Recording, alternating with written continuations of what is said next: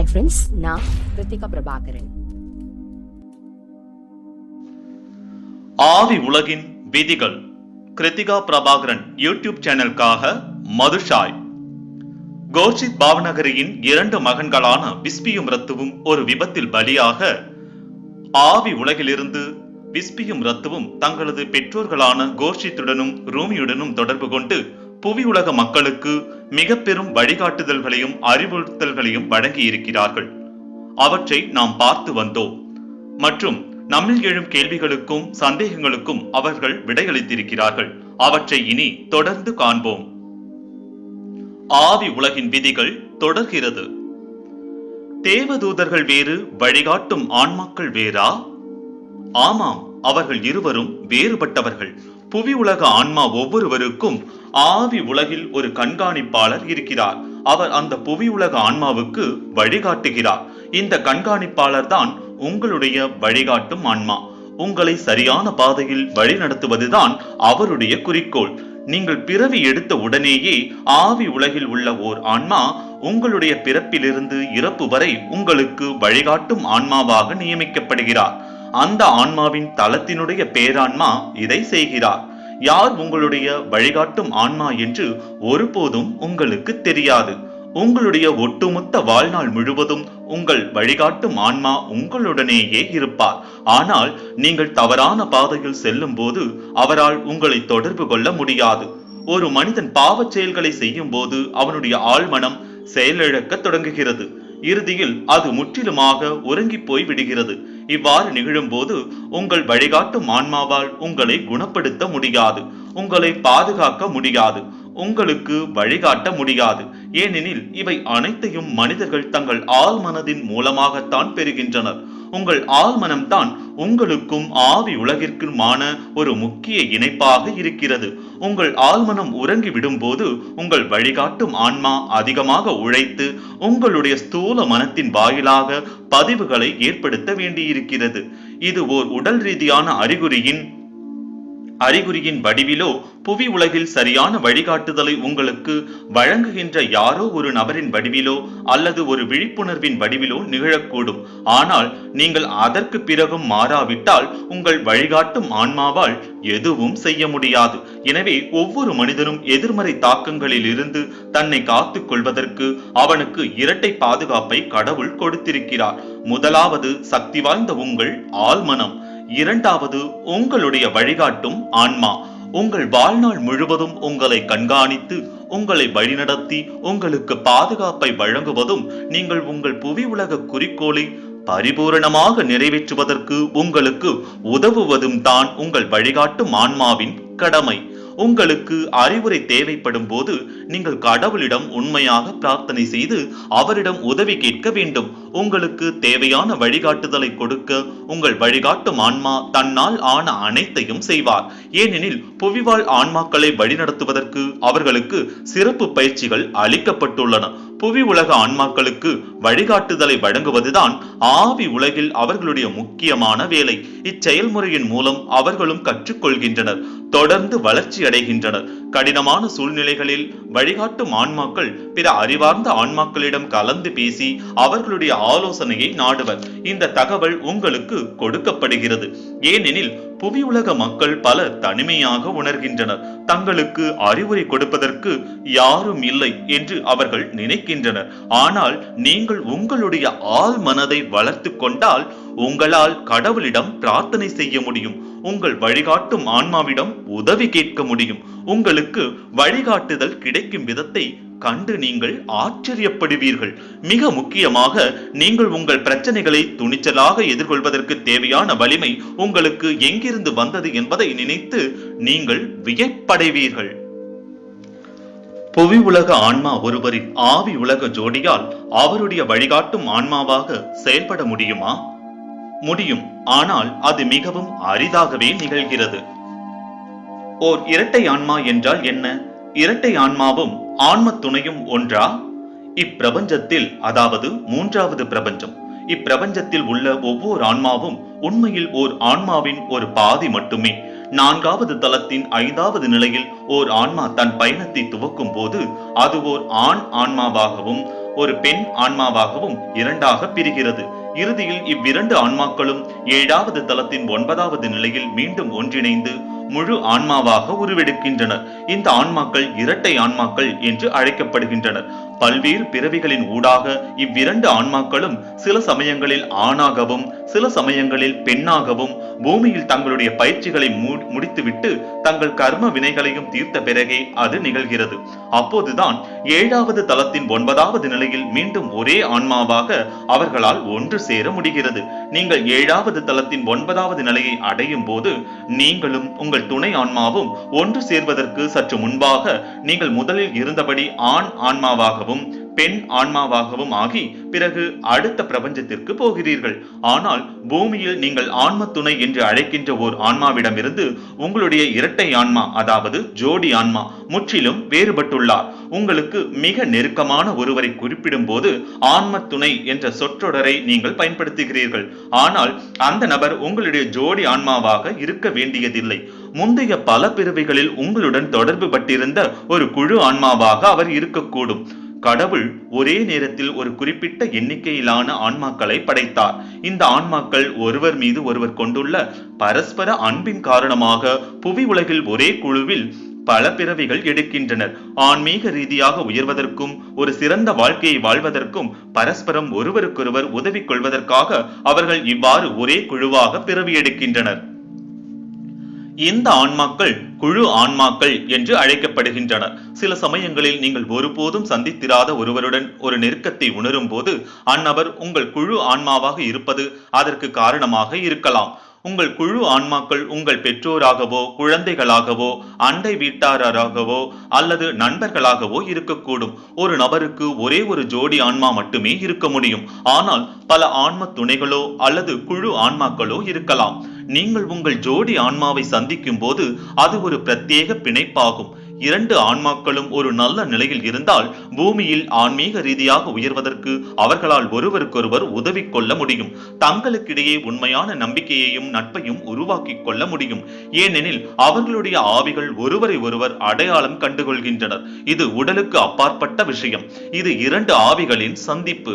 தாங்கள் இருவரும் ஒன்று என்ற உண்மையை அவர்கள் அப்போது அறிந்து கொள்கின்றனர். சிலருடைய விஷயங்களில் அவ்விரு ஆன்மாக்களில் ஒருவரோ அல்லது இருவருமே ஒரு கீழ்நிலையில் இருந்தால் அவர்களுக்கு இடையேயான உறவு நல்லதாக இருக்காது. ஜோடி ஆன்மாக்கள் வெவ்வேறு வளர்ச்சி நிலைகளில் இருக்கக்கூடும்.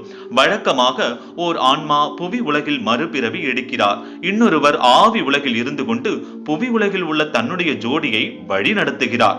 ஒரு நபர் உங்களுடைய ஜோடி ஆன்மாதானா என்பதை தன்னிச்சையாக எழுதுதல் மூலமாக மட்டுமே உங்களால் தெரிந்து கொள்ள முடியும். இது அரிதாகவே நிகழ்கிறது. தேவைப்படுகின்ற நேரத்தில் மட்டுமே இது வெளிப்படுத்தப்படுகிறது. எடுத்துக்காட்டாக, உங்களுடைய ஜோடி ஆன்மா யார் என்பது உங்களுக்கு தெரிந்திருந்து ஆன்மீக ரீதியாக அவர் கீழ் நோக்கி சென்று கொண்டிருக்கிறார் என்றால் அந்த ஆன்மாவுக்கு உதவும்படி உங்களிடம் கூறப்படும். சேர்ந்து இணக்கமாக வாழ்வது எப்படி என்பதை உங்களுக்கு கற்றுக் கொடுப்பதற்குத்தான் கடவுள் ஒவ்வொரு ஆன்மாவையும் இரண்டாக பிரித்துள்ளார். உங்கள் முன்னேற்றமும் உங்கள் ஜோடி ஆன்மாவின் முன்னேற்றமும் உங்கள் இருவரின் பொறுப்பு. ஒன்று சேர்ந்து இருக்கும் போது இரட்டை ஆன்மாக்களால் ஏராளமானவற்றை சாதிக்க முடியும். ஆனால் அவர்களில் ஒருவர் கீழ்மட்டத்திற்கு செல்லும் போது இருவரும் ஆன்மீக ரீதியாக துன்புறுகின்றனர். ஏனெனில் 7வது தலத்தின் 9வது நிலையை நீங்கள் அடைந்தவுடன் நீங்கள் உங்கள் ஜோடி ஆன்மாவோடு ஒன்றிணைந்து ஒரே ஆன்மாவாக ஆக வேண்டியுள்ளது.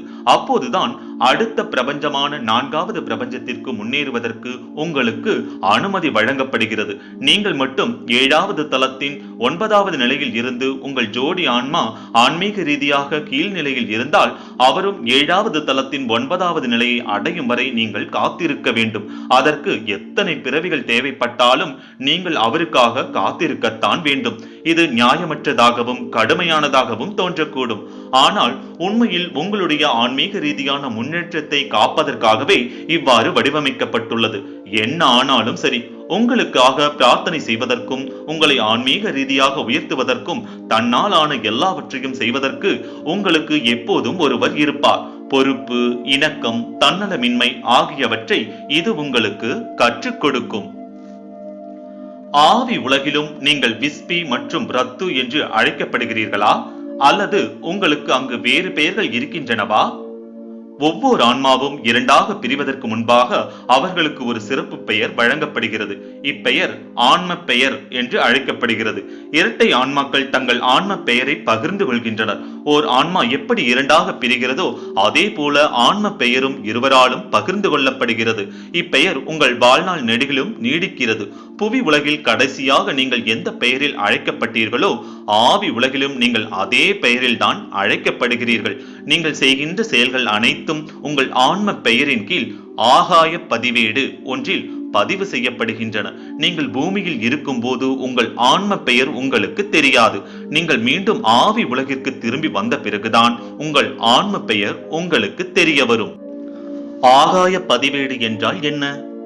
ஆகாய பதிவேடு என்பது நினைவுகள் அரங்கம் என்றும் நூல்கள் அரங்கம் என்றும் அழைக்கப்படுகிறது. ஒவ்வொரு தளத்திலும் ஒரு நூலரங்கம் இருக்கிறது. ஒவ்வொரு ஆன்மாவும் பூமியில் வாழ்ந்த வாழ்க்கையை பற்றிய விவரங்கள் அந்த நூலரங்கில் இருக்கும். ஒரு நூலில் பதிவு செய்யப்படுகின்றன. நீங்கள் செய்கின்ற ஒவ்வொரு நல்ல காரியமும் மோசமான காரியமும் அந்நூலில் உங்கள் ஆன்ம பெயரின் கீழ் பதிவாகின்றன. ஓர் ஆன்மா எந்த தளத்தை சேர்ந்திருக்கிறாரோ அத்தலத்தில் அந்த ஆன்மாவை பற்றிய தகவல் பதிவுகள் இருக்கும். ஓர் ஆன்மா முன்னேறி ஓர் உயர்ந்த தளத்திற்கு சென்றாலும் சரி, அல்லது சறுக்கி கீழ்மட்ட நிலை ஒன்றுக்கு சென்றாலும் சரி, அவரை பற்றிய தகவல் பதிவுகள் அத்தலத்திற்கு அவரை பின்தொடர்ந்து செல்லும். பூமியில் நீங்கள் எடுத்த அனைத்து பிறவிகளையும் பற்றிய நினைவுகள் ஆகாய பதிவேடுகளில் அடங்கி உள்ளன.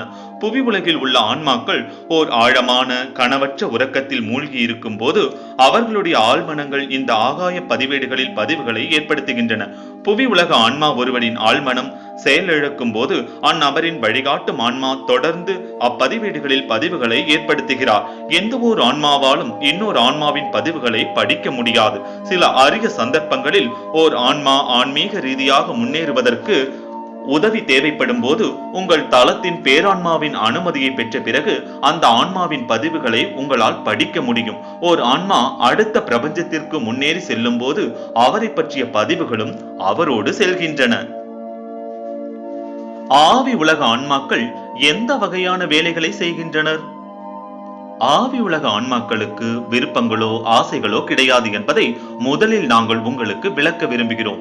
பசி, தாகம், களைப்பு ஆகிய எதுவும் எங்களுக்கு இருப்பதில்லை. சேவை மட்டுமே எங்களுடைய ஒரே நோக்கமாக இருக்கிறது. ஆனால் பூமியில் எப்படி ஓர் உடலுக்கு ஊட்டச்சத்து அவசியமோ அதே போல எங்களுக்கும் ஊட்டச்சத்து அவசியம்தான்.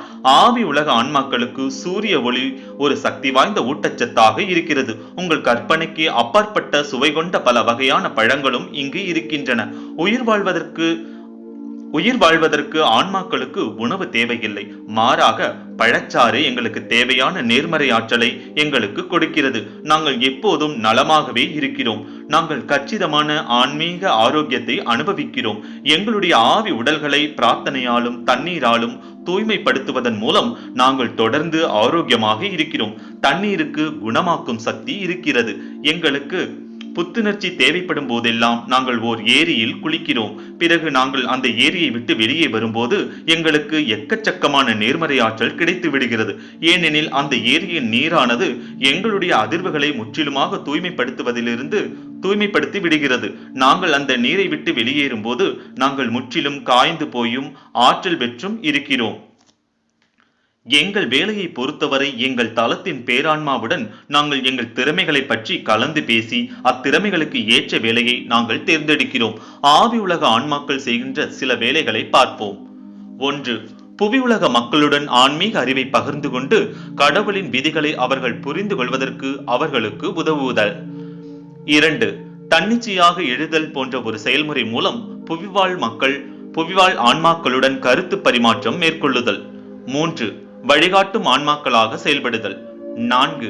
ஆவி உலகிற்குள் அப்போதுதான் அடியெடுத்து வைத்திருக்கும் ஆன்மாக்கள் அதிர்ச்சியில் இருந்தாலோ அல்லது குழப்பத்தில் இருந்தாலோ தாங்கள் எங்கே இருக்கிறோம் என்பதை அவர்கள் புரிந்து கொள்ள அவர்களுக்கு உதவுதல். 5. புவி உலக ஆன்மாக்களை வழிநடத்தி அவர்களுடைய ஆழ்மனங்களின் வாயிலாக முக்கியமான செய்திகளை அவர்களிடம் பதிய வைத்தல். எடுத்துக்காட்டாக, குறிப்பிட்ட ஒரு நோய்க்கு ஒரு தீர்வு காண முயற்சித்துக் கொண்டிருக்கின்ற ஓர் அறிவியல் அறிஞருக்கு அவருடைய ஆழ்மனதின் மூலமாக அதற்கான விடைகளை அனுப்புவதன் மூலம் ஆவியுலக ஆன்மா ஒருவரால் அந்த அறிவியல் அறிஞருக்கு உதவ முடியும். 6. புவி உலகிலிருந்து உதவி கேட்டு விடுக்கப்படும் உண்மையான அழைப்புகளுக்கு பதிலளித்தல். ஆவி உலக ஆன்மாக்களுக்கு இதற்காகவே சிறப்பு பயிற்சிகள் அளிக்கப்பட்டுள்ளன. ஆவி உலகிற்குள் அப்போதுதான் அடியெடுத்து வைத்திருக்கும் ஆன்மாக்கள் இவ்விஷயத்தில் அதிக அனுபவம் வாய்ந்த ஆன்மாக்களின் கீழ் பயிற்சி பெறுகின்றனர். 7. ஓய்வரங்கில் பணி செய்தல், ஆகாய பதிவேடுகளில் பதிவுகளை ஏற்படுத்துதல். 8. தற்கொலை செய்து கொள்ள நினைக்கின்ற மனிதர்களுக்காக பிரார்த்தனை செய்து அவர்கள் சரியான பாதையில் நடக்க அவர்களுக்கு உதவுதல். 9. புவி உலகில் உள்ள தங்கள் அன்புக்குரியவர்களை காப்பாற்றுவதற்கான வழிகளை கண்டுபிடித்தல். 10.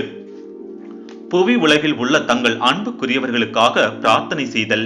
பிரார்த்தனை செய்வதற்கு அன்பும் கரிசனமும் ஒருமித்த கவனமும் முயற்சியும் எங்களுக்கு தேவை. 11. கீழ்மட்ட தலங்களில் உள்ள எதிர்மறை ஆன்மாக்களை எப்படி கையாள்வது என்பதில் பயிற்சி பெறுதல்.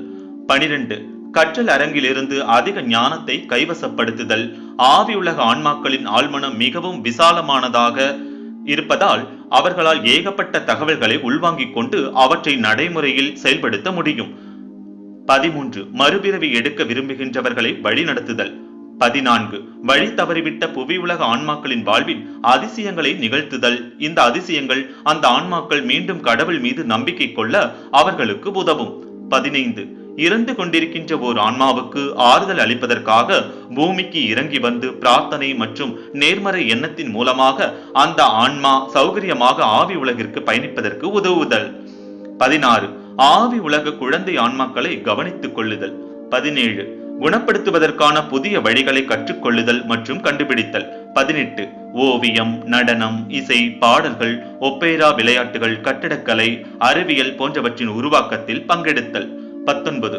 புவியில் உள்ள விலங்குகளுக்கு உதவுதல். விலங்குகளின் ஆவி உலகில் உதவுதல். 20. ஆவி உலகில் உள்ள தோட்டங்களை பராமரிப்பதில் உதவி செய்தல். 21. பூமி மற்றும் பிற கோள்களின் உண்மையான வரலாற்றை